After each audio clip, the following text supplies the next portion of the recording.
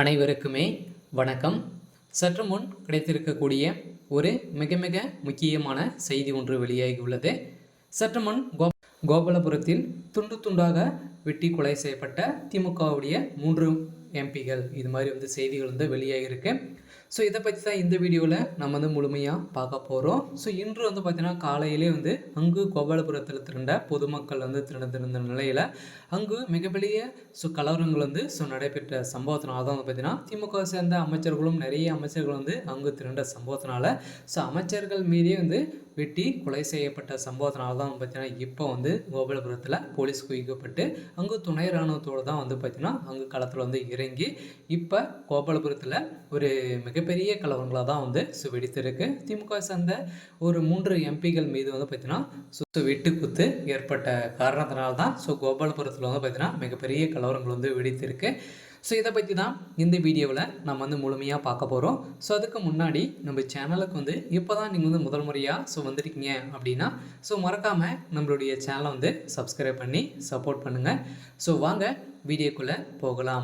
பார்த்தீங்கன்னா கோபாலபுரத்திலும் ஏற்கனவே திமுகவுடைய தலைமையகத்துக்கு ஒரு மிகப்பெரிய பிரச்சனைகள் தான் இருக்காங்க இல்லையா. வருகின்ற சட்டமன்ற தேர்தலுக்குள்ளே திமுகவுக்குள்ளே நிறைய வெட்டிக்கிட்ட சம்பவம், நிறைய சம்பவங்கள் நடந்துட்டு இருக்கு.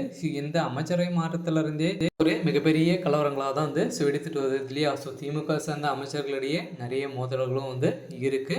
இருந்தாலும் திடீர்னு பார்த்தீங்கன்னா கோபாலபுரத்தில் துண்டு துண்டாக வெட்டப்பட்ட திமுக எம்பிகள் அப்படின்ற மாதிரி தான் செய்தி வெளியாக நிலையில் அங்கு ஒரு மிகப்பெரிய கலவரத்தில் சிக்கிய 3 அமைச்சர்கள் பார்த்தீங்கன்னா வெட்டுக்குத்தில் சிக்கி இப்போ மருத்துவமனையில் பார்த்தீங்கன்னா சிகிச்சை பெற்று வந்திருக்கும் நிலையில் தான் இப்போ பார்த்தீங்கன்னா அவங்க அவருடைய குடும்பமும் பெரும் கவலைக்கிடமாக இருக்குது. இருந்தாலும் முதல்வர் ஸ்டாலின் அவர்களுக்கு தான் நிறைய எதிர்ப்புகளும் கொலை மிரட்டலும் வந்திருக்கும் நிலையில் கோபாலபுரத்தில் ஏற்கனவே மிகப்பெரிய கலவரங்கள் வெடித்து இப்போ ஒரு மிகப்பெரிய சம்பவங்களாக தான் நடந்திருக்கு.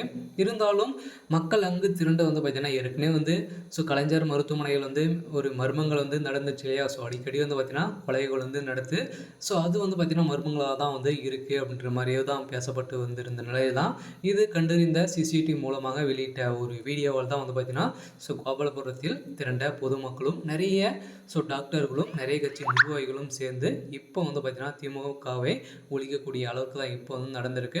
இதன் அடிப்படையில் தான் அங்கு திரண்ட திமுக சேர்ந்த எம்பிகளுக்கும் அங்கே இருக்கக்கூடிய திமுக சேர்ந்த நிர்வாகிகளுக்கும் இடையே அங்கு நிறைய கலவரங்கள் வெடித்து இதன் அடிப்படையில் தான் அங்கு சிக்கிய அமைச்சர்களுக்கு வெட்டுக்குத்து ஏற்பட்டு இருக்கு. இதன் அடிப்படையில் தான் அப்போலோ மருத்துவமனையில் திமுக சேர்ந்த அமைச்சர்களும் நிறைய நிர்வாகிகளும் சிகிச்சை பெற்று வந்திருக்கும் நிலையில் கோபாலபுரத்தில் ஒரு பரபரப்பான செய்தியும் ஒரு அதிர்ச்சியான சம்பவங்களும் நடந்திருக்கு. இருந்தாலும் என்ன நடக்க போகுது அப்படின்றத வெயிட் பண்ணி பார்க்கலாம். இது மாதிரி செய்திகளை தெரிஞ்சுக்கணும் அப்படின்னா மறக்காமல் நம்மளுடைய சேனலை சப்ஸ்கிரைப் பண்ணிக்கோங்க. தேங்க்யூ.